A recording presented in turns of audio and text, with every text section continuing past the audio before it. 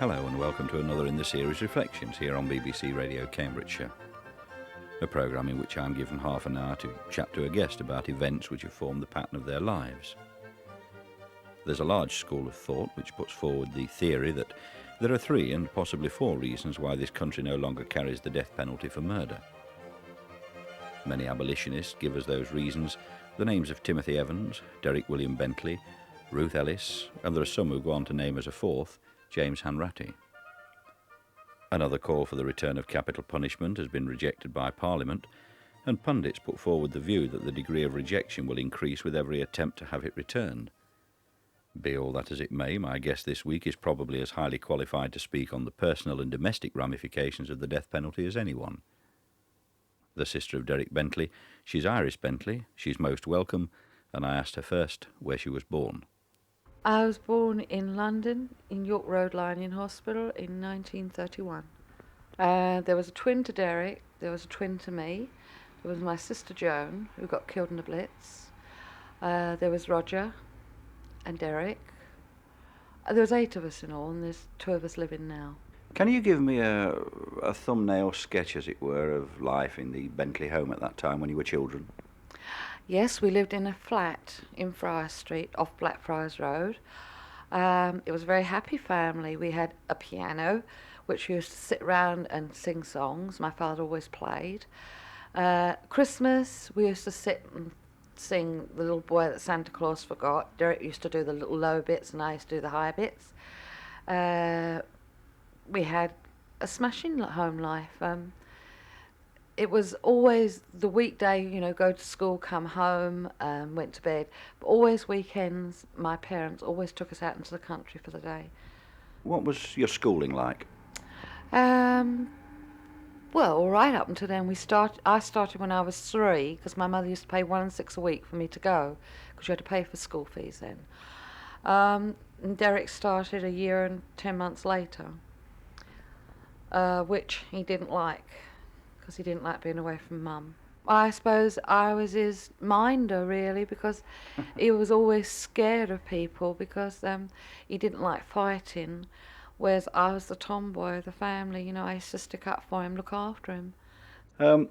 Can you tell me how well you knew the Craig family? Personally, myself, I didn't know him very much. I didn't even know they existed. All I knew was that this boy used to walk around Norbury calling himself Kiddo, and I've heard people talk about him, and I've seen him with this trilby pulled down, but I didn't know a lot about him, not until he started to stop my mother a couple of times at our front gate and tell us about, villainy that they did in the family, and we just sort of laughed it off, thinking he was, a great believer in the films that he'd seen. As they grew up, did Derek have any other trouble with the police before the tragedy? Yes, in Craignash Avenue in Norbury, there was a row of houses, but in between had been bombed, so it left one house, and there was workmen there. And Derek and his friend went over there and urinated against the wall, and the police were called. So yes, that was his first time. How old were they then? 13. What was the level of his education? Because that seems an almost childish thing to do. Well, his IQ was between a 6 and a 9-year-old, and as for saying, go and urinate, had the toilets have been opened in the main road, he wouldn't have even gone there. But as I say, they were out cycling. It wasn't with Craig either, it was out with Philip Stevens. Can you tell me now then, what was your first indication of the tragedy? Well, Derek had been in the cinema where I worked that night with Philip, and he complained of a headache, so I went down and got him a Finobarbitone, which he took. But when I went back again, he said, "I can't wait for you, my head's too bad." So he said, "Cheerio," and I said, "I'll see him back home." When I got home, I said to Mum, "How's Derek now?" So she said, "Oh, his head's, much better." So she said, "But that boy came." So I said, "Who?" So she said, "Christopher." So she said, "But I told him Derek was out." But I said, "Well, where is he now?" So another nice boy came. Norman was his name. And Derek went out with him for a little while. So she said, ever such a well-spoken boy, good-mannered. Anyway, they were both tired, Mum and Dad, so I said, all right, you go to bed for a change. I'll wait up. So 12 o'clock, exactly, there was a knock at the door. Even in those days, I shouted out, who's there? And they said, police. And I said, you sure it is? And they said, open this door. So as I opened it, they pushed me flying. And they went, where's your parents? So I said, in bed. And with that, they went running upstairs and went straight into my parents' room, which my father said to them, do you mind getting out? My wife's in bed. With that, they wanted to know where Derek's room was. And my dad showed them. They went to his cabinet there, and in the cabinet was a knife that Mr. Hutchins had given him to rip the mattresses open to take the horsehair out for him. They took that, and my mother and the policeman were backwards and forwards with it. She said, you're not taking that. And they said, oh, yes, we are, yes, we are. Anyway, they took it, and then they went downstairs with my father and went in the lounge, and they pushed me out. They said I couldn't go in. But I listened at the door, and they said, your son has killed a policeman. And that was the first we knew about it. What was the charge? They said the charge of murder. What was the local feeling to all this at that time? Local feeling was very good because they knew that Derek wouldn't, do anything like that, and they knew that we weren't that kind of a family that would have violence in the family or guns or knives or anything. Let us just get back, if we can, to the question of the Finobarbitone tablet. That sounds incredibly strong for just a headache. I mean, was this all there was wrong with him? No, you see, when he had a headache, that means a fit was coming on. So you had to give him the Finobarbitone to avoid the fits. What kind of fits were these? Epileptic fits. He used to go completely out. My father used to have to hold we did have to hold the tongue down in those days because he went in such a bad one. They were really, really bad. I was scared of them. So, in actual fact, we have a boy with a mental age of about 9 who also suffered from epilepsy. That's right, yes. Can you describe to me the trial? The trial, well, I think the trial was it was more like a tea party than a murder trial, in my view. And when it got to the Old Bailey, it was just police evidence. In my view, that it was just all a load of nonsense, because Derek was convicted before he even got to the Old Bailey. That night they came and said, your son had killed a policeman. How long did the trial last? 2.5 days, and you wait that long for a bus. Can you then go on to tell me how much of the trial were you present at? Well, we were told to stand outside because we were going to be called as witnesses, my parents and myself. So we stood outside for the whole day and half of the next day. And then I got a bit annoyed because I wasn't in there to be the minder, I suppose. My brother, he was in there on his own. So I went in and sort of wiggled my bum in between the police officers in the front to make sure I had the front seat. And I listened to a few statements. They went back to 18-something, in the laws. I didn't quite understand it, so if I didn't understand it, I don't know how my brother, understood it. Then I went out and told my parents what was going on, and I said to my mum and dad, why don't you come in? And they said, no, we can't because we're going to be called as witnesses. And I said, well, it's too bad because I've already been in. And then I went back in on the morning of like the half day, and my parents are still standing outside, and I rushed out and I said, he's put a headscarf over his head. So my father said, what do you mean a headscarf? I said, well, the judge has put a headscarf over his head and said, you'll be taken from this place and executed. And my mother said, who? So I said, Derek. And that was the end of the trial. And it was then that the journalists sort of planced on us, because it had been all on Craig's side. And all my father was interested in is getting my brother home. Can you take us through the stages of the various appeals that I seem to remember there were? Well, there was only one main appeal, and it only lasted 3 minutes, and so the appeal was turned down. And the other appeals was to the House of Lords, which failed. We couldn't get an opening there. So we kept appealing to the Home Secretary, going up to see him. I mean, by this time we had 120,000 signatures, to reprieve him. But even that didn't do any good. And telegrams from Winston Churchill, Dinah Dawes, Rex Harrison, everybody was sending telegrams. And then the MPs stepped in, didn't they? But they didn't seem to be able to get a reprieve so that we could sort of carry on to see where it'd gone wrong. Because if you look at it today, it definitely went wrong. The trial went wrong. I mean, it's proof since that the trial did go wrong and an innocent man did die. You resort to the use of the word innocent, which of course has to be to a large extent a matter of opinion. How do you square the use of the word innocent with the death of Sidney Miles? Well, Sidney Miles wasn't shot until Derek was handed himself over to the policeman. There was no shooting until Craig started. Derek, as the police came up on the roof, gave himself up. So he was under arrest for 15 to 20 minutes when the shooting started. So therefore, his part in the robbery that was going to take place had finished. And Craig said in the witness box that he went on the side of the police, Derek, which he did once he handed himself over. Let's talk just for a moment about the brief and very fateful conversation which apparently took place at about the time of the shooting. You tell me how you interpret that. Let them have it, Chris. Well, when we asked Derek in prison if he called out, and my father said to him, "You're going to go to prison, you don't have to worry, so what did you say on the rooftop?" He said, "I didn't say a thing, Dad. I was too scared to talk." He said, "There was a lot of shooting." He said, "But I didn't call out." He said, "Had I called out, Dad, I'd have called him Kiddo." He said, "Because you know his name is Kiddo." So that's how I know that he wouldn't have shouted out, "Let them have it, Chris."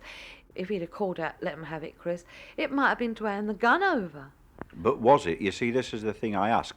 Either he did or didn't call something out, and the interpretation of what he called out is obviously open to a judgment from one side or the other. You seem now to be implying that he didn't say anything. The evidence would seem to be that he did call out, "Let him have it, Chris." Put on that what interpretation you choose. Well, Christopher said in later years when we contacted him in prison that Derek didn't call out on the rooftop, and plus the fact it was never brought out in the Old Bailey. There was two Christophers on the roof. There was Christopher MacDonald, the policeman, and Christopher Craig. Can you describe to me, reasonably briefly, the general run of a prison visit as it would apply in the case of Derek?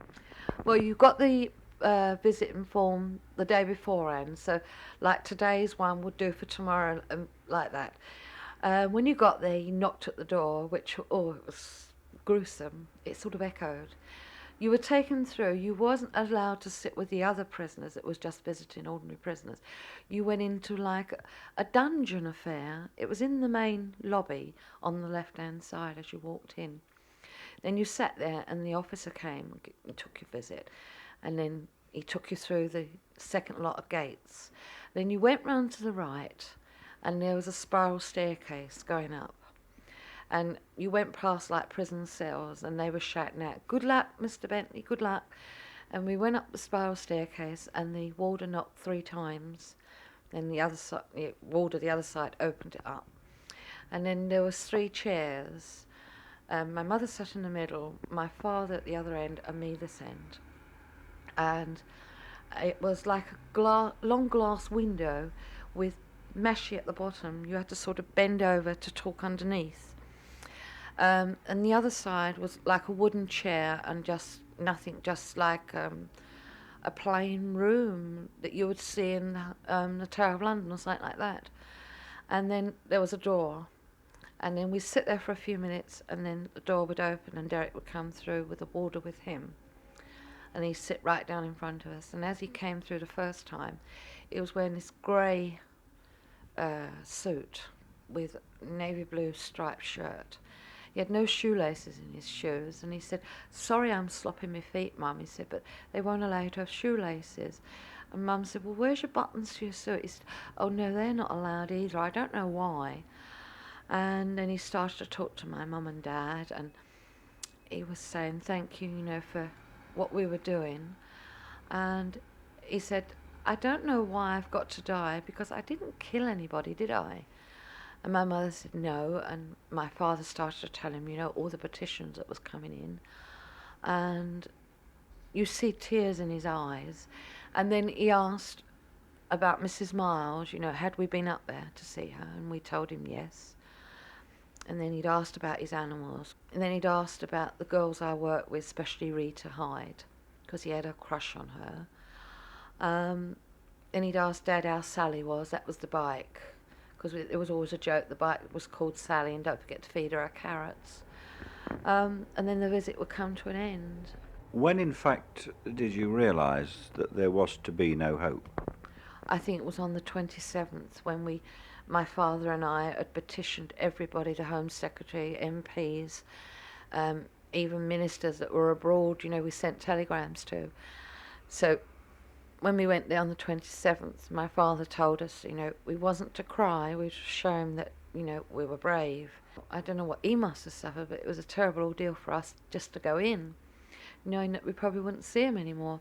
But still my father said up until 9 o'clock the next morning we could get a reprieve, 2 minutes to 9. So, as I say, we were led through the gates, up a spiral staircase, and we went in. And he wanted to see the photograph of the dogs from the newspaper. When we went to show him, they said, "Oh, no, he can't see those, they're newspaper cuttings." And my father said, "Well, there's nothing reading around them, it's just 3 dogs." But they wouldn't allow him to see that. And then he started to talk to my mother, and he had beautiful blue eyes. They'd gone black. And he was just, he didn't even have eyes for my dad or I, it was just for my mum. And he kept saying, "I'm not afraid to die, Mum, because I know I didn't hurt anybody." And he said that 3 or 4 times, and my dad said, "You won't die, son." He said, "We'll get you off, don't worry. All the MPs are voting, to keep it open. We'll get you off." And he said, "I know you will, Dad. I know you're still carrying on." And then they shouted out, "Visit over." And as we got up, he said, "Cheerio, Mum, cheerio, Dad, cheerio, Sis, I'll see you tomorrow." And as we went to come out, because you can't kiss them or cuddle them, say cheerio, he pressed his hand against the glass to press it against my mother's. And she pressed it. And as it was just like it was a kiss, but it was so much pressure, like if they'd welded the glass with the heat of their hands. And then we just walked out. And then he said, "I can see you from the top as the car goes up the road. I can see you from there." And my mum said to him, "We'll see you tomorrow, son. Don't worry, we'll see you." Was that, in fact, then the final visit you made? Yes, it was, because that was the 27th and we weren't allowed to visit on the morning. Can you tell me how, and goodness knows it's difficult even to ask this question, how was the night spent? Well, first of all, when we left Derek at the prison, we went straight to the House of Commons. My father went with Sidney Silverman to be at the House. So we were there till midnight, until Sidney Silverman really caused a riot on the floor. He said, "Are we going to allow this boy to die, or are we going to debate it?" And they said, no more questions tonight. The House is closed. It'll be debated tomorrow." And Sidney Silverman said, "No, he'll be dead by then. How can we debate it then?" Then we left there after they sort of threw us all out because they wanted to close the doors. Then we went home. And then we had an emergency phone call to say that they were going to Sir Maxwell Fyfe's house to smash it up and get him. So we had to go speeding over there with a journalist. And with that, they were trying to throw police in the Thames on Blackfriars Bridge. And my father stood up on a platform and he said, "Look, we're not a violent family. We don't want that, because that won't help Derek at all." And he said, "They've done no harm to him. Just leave him alone and go home quietly." And then we went back home, and then my mother made tea. And I must say that she'd had an injection to quieten her down. Then she went up to bed because the injection, was making her tired. And my father and I stayed downstairs with the journalist, which had become friends. They weren't journalists then, they were friends. They actually, slept on the floor. And all we could really hear was the clocks ticking. It was so loud, and yet we'd never heard them before. My father kept getting hold of my young brother and cuddling him because he was 8 at the time. I think I was in a bewildered state. I didn't know whether I was in bed asleep and I was dreaming it all, or it was really happening. We still went through books, see if there was any other openings that we could do in the time. But we realised that we'd come to the end of everything. There was nothing else we could do, not unless the Home Secretary gave in at the last minute, which he didn't. You have in fact described in a newspaper the lead up to the execution from, as it were, the inside of the prison. I'm bound to ask how you know this, in view of the fact that I understood it to be a sort of an official secret. The official secrets were sent to my father. He read them first, and he went nearly crazy to think that they'd had to suffer that much. And it was only later in life, when my father died and I was sorting out his papers, that I found them. And of course I read them, and I nearly died of shock. I thought once they put the noose round their neck, they were dead. I didn't realise they had to run down 3 steps and pull the legs to make sure the neck was broken. And I mean, that is really suffering, to leave a man sort of hanging there and then run down and pull the legs. I just couldn't believe it when I read it. Is there any indication that this happened in the case of Derek? I think it happens in all cases by what the papers said, yes. Were these papers sent to your father from the authorities then? I don't know. They were sent. The papers are still there, but the letter with it I cannot find. I know there was a letter with it, and I think the letter said destroy. So I don't know. I can't tell you any more than that. What were your rights after the execution in respect of the disposal of Derek's body and the funeral and so on? Well, normally they could bury them within the prison walls in unconsecrated grounds. Dad had to go there 2 days later to collect his belongings, but the suit that my father bought him for the Old Bailey trial was never handed over, but his lighter and his watch and his ties and his shirt, and not his shoes, we weren't given back. And then I kept writing to the Home Secretary. Every new Home Secretary that came in, I sent a letter every day of the week. And in 1968 we finally won, so as we could have a Christian burial, and he is now buried in Croydon Road Cemetery, overlooking where Miles's ashes are spread. If we accept the general concept of British justice, where do you believe that the system fell down in the case of Derek? I think with the Lord Chief Justice of England and Wales, it's been admitted recently that he was wrong. Every time, you see, going back to the same thing at the beginning, he kept on interfering at the wrong time, and then he kept bringing up a knuckle duster. This is how you hit people and things like that. So, I mean, you've only got to look at it in that sense to know that it was all cut and dry. Derek was hung before he even started. If you have any bitterness left, and if you'll forgive me, you show surprisingly little, where does it lie, or to whom is it addressed? British justice. I was always brought up to be that English justice was the best justice in the world. My parents always brought me up with that. I really hate it now. The Craig family, I have no thoughts for at all. Would you have been an abolitionist in respect of capital punishment had not the events of 1953 taken place? I'd always been an abolitionist since I was 9 years old, since a young boy that done a drawing at the side of me in class and showed me what it looked like when he'd done a painting of a man being hung. And when I saw that, I went home and questioned my mother and my father about it. I just couldn't believe that because the man had committed a murder, that another man's going to commit another murder to kill him. And I kept questioning my parents. I think it went on for weeks. They got really, disturbed over it. They thought I was getting going to have a breakdown because the feelings were so vivid in me that, and it was another murder. And I kept saying, but Jesus forgives, and that's all I kept saying. Iris Bentley, thank you very much indeed. And that brings to a close another in the series Reflections here on BBC Radio Cambridgeshire. My thanks to my guest Iris Bentley and to my research lady Janice Bidwell. If you enjoyed it, tune in again next week, same time, same station. Till then, goodbye and take care.